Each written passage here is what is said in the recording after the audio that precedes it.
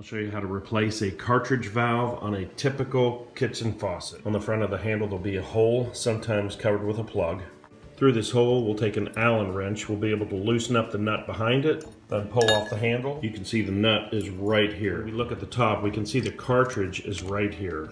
Trying to get the next piece off can be a real challenge. There's no place to put a wrench. You can loosen up the screws from the top, but this piece has got to come off before you can pull the cartridge out. This thing's threaded in here, but without having anything to grab to, it can be a real challenge. Sometimes I'll take a screwdriver and hot glue something right to this and then unscrew it that way. These are typically made out of plastic, so they don't corrode.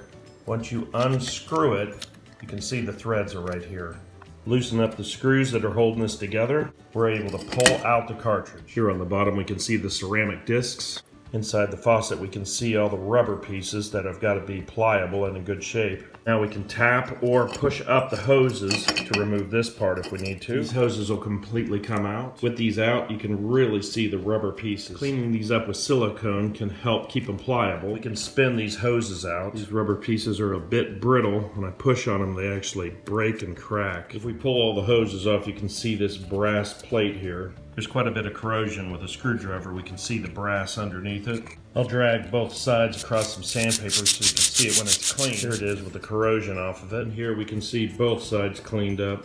The bottom of this faucet rusted away, so we're not going to be reassembling it, but we'll be able to recycle the brass. If you're looking to remove a cartridge on a kitchen faucet, a lot of them come out the same way.